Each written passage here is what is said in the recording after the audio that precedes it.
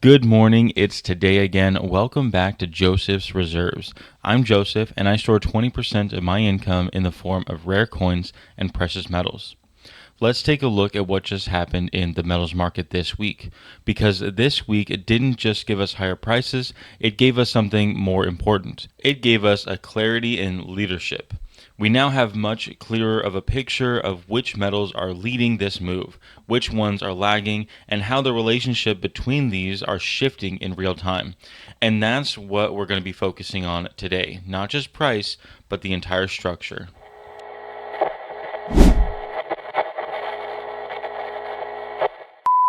Congratulations to Maestro Metals for being the first to comment on my last video. Thank you for the support. Go down into the comments and find Maestro Metals to start a conversation. If you're new here, every Saturday I track the weekly closes of gold, silver, platinum, palladium, and copper. And I don't just look at the price, I look at how the market is telling us about what's happening underneath the surface. So here we go. Gold closed at $4,749.20. Silver closed at $79.01. Platinum closed at $2,054. Palladium closed at $1,547, and copper closed at $5.75.7. Now, all those numbers do matter. That's the price that they closed at the end of this week. But what matters more is how they moved relative to each other, because that shows where the capital is flowing, the momentum shifts, and the early signs of leaderships within this change. So let's break it down. This week, we're going to start with copper. Copper was up about 4.5% this week. That makes it the strongest performing metal across this entire complex. And that matters because copper is not a sentiment metal. It's not driven by speculation or fear. Copper tends to be tied directly to the industrial demand, construction, manufacturing, infrastructure expansion, and the economy. So when copper leads, it's telling us something very simple. The real economy is still active, the industrial demand is still present, and the base layer of metals marketing is not weakening. This is important because in weak macro environments, copper usually is the first metal to break down. And that's not what we're seeing here. Before we even get to the precious metals, we already have a signal. This is not a collapsing environment. So now let's transition to silver. Silver is up about 3.9% this week, and that makes it the strongest performing precious metal. And that's a meaningful shift because silver has not consistently been the leader, especially recently. It has been volatile, it's had sharp movements in both directions, but this week it stepped forward. Silver is unique in this metal complex because it sits in between the two worlds. It's a monetary metal like gold, and it's industrial like copper. When silver begins outperforming like this, it often signals alignment between those two forces. Now, when we zoom out, silver has already had a major expansion earlier in the cycle, then it corrected. So what we're seeing here is not the beginning.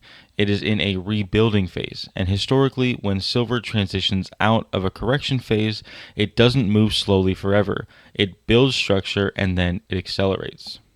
But now let's move on to platinum. Platinum is up 3.2% this week. It's another strong move. But the key here is context, because platinum is not just reacting upward, it's recovering from a deeper drawdown earlier this year. So what we're actually seeing is strength from a previous discounted level. We can see that platinum has spent a long period trading at a discount relative to gold. Even with this recovery, it still has not caught up, not even close, which means this move still is early in its recovery structure and is not late in a mature expansion phase. And speaking of gold, this is when gold actually comes in. It's up 1.5% this week, closing at $4,749. So yes, it did move higher, but it's not in the lead. And that's exactly what we want from gold. Gold is not supposed to be the most aggressive metal in the system. Gold is the anchor. It stabilizes when other parts of the system become volatile. And right now, gold is doing exactly that. It's holding its structure, maintaining the trend, and anchoring the entire metals complex. And historically, in this phase of the market, gold often pauses while others rotate around it. And now the weakest performance of the metals this week, palladium. Even though it's the weakest, palladium is still up 1.1%, closing at $1,547. After last week's very strong move in palladium, this slowdown tells us something important. Palladium is still searching for a direction. It's not breaking out, it's not breaking down, and it's simply just stabilizing. When palladium acts like this, it usually means that the market has not yet decided its role within the next phase. But now we're going to start looking at the ratios. The ratios is when we see the relationship between the metals. So first we're going to take a look at the gold to silver ratio. The gold to silver ratio moved down to approximately 62.5 to 1 this week. We can see very simply that silver has outperformed gold, but it's important to look at them over the long term. So over the last 10 years, the ratio tends to trade in a broader range with a central tendency around 70 to 75, with extremes in both directions driven by major macro events. And over the last 5 years, that range is widened slightly, but it tends to be more clustered around the 75 to 80 range. So at 62.5, we're currently sitting below both the 5-year and 10-year central tendency ranges, which tells us something very important. Silver is beginning to outperform gold on a relative basis, but this is still early, and historically, this is when the ratio begins to compress even more. Silver does not move gradually, it tends to accelerate. Next is the gold to platinum ratio. We can see that the ratio moved slightly lower to 2.31 to 1, and that'll tell us that platinum has been outperforming gold. 10 years, we can see that the range on average sits around 1.5 to 2 to 1, and over the last 5 years, it's shifted a little bit higher, sitting right around 1.8 to 2.3. So at 2.31, we are currently sitting at the higher end of that 5-year range and well above the 10-year range. This tells us that platinum is still relatively undervalued versus gold on a long-term basis, but still slightly stretched relative more to its 5-year behavior. So that combination often leads us to the conclusion that there's going to be continued volatility as we see this ratio reach an equilibrium. As we look further into platinum, we'll see that the platinum to silver ratio also dropped slightly lower to 27 to 1. And again, the percentages will also just tell us that silver has slightly outperformed platinum this week, but when we look at the past 10 years, we could see that that range is 25 to 35, and the last 5 years clustered very closely, ranging 25 to 30. So at 27, we're sitting directly inside both the 5-year and 10-year ranges, which tells us that neither metal is currently structurally overextended relative to another, but since both platinum and silver see a lot of momentum in the future, when looking at the gold ratios, it seems like the future performance of silver and platinum, if they follow historical averages, will most likely be very similar. Last but not least, let's talk about the platinum to palladium ratio. This ratio moved slightly higher to 1.33 to 1. Over the past 10 years, this ratio has fluctuated very broadly between 0.6 and 2.5, but it tended to be clustered a little more near 1.0 to 1.5. Over the last 5 years, that cluster has tightened further to approximately 1.1 to 1.4. So at 1.33, we are sitting directly inside that 5-year and 10-year central zone.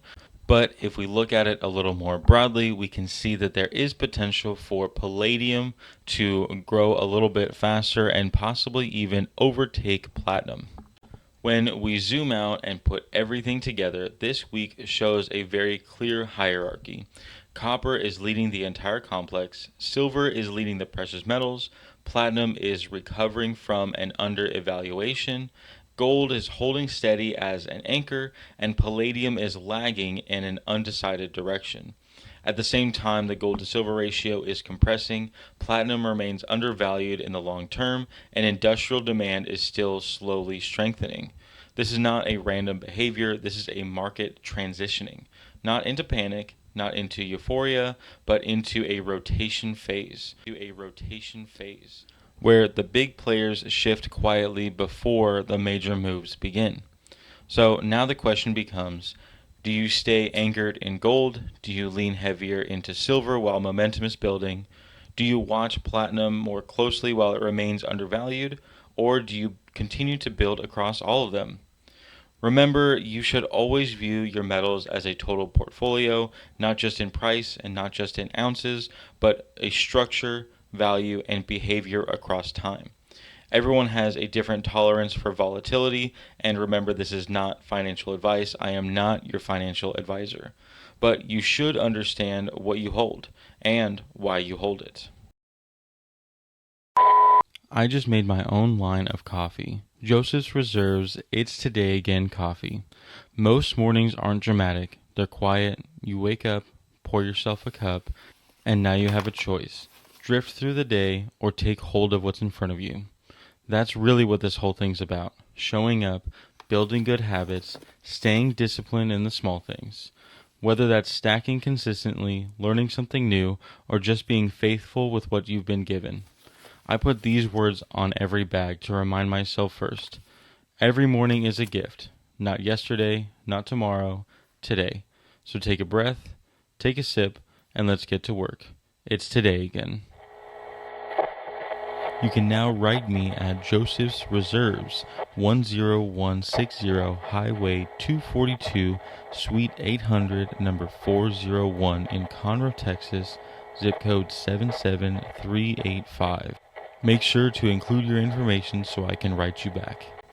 If you like this video, go down and hit the like button, jump into the comment section to start a conversation or continue one, share this video with someone who's stacking, and subscribe if you haven't already. But most of all, thank you so much for watching. And just remember, every ounce adds up, so no matter how small, just keep stacking.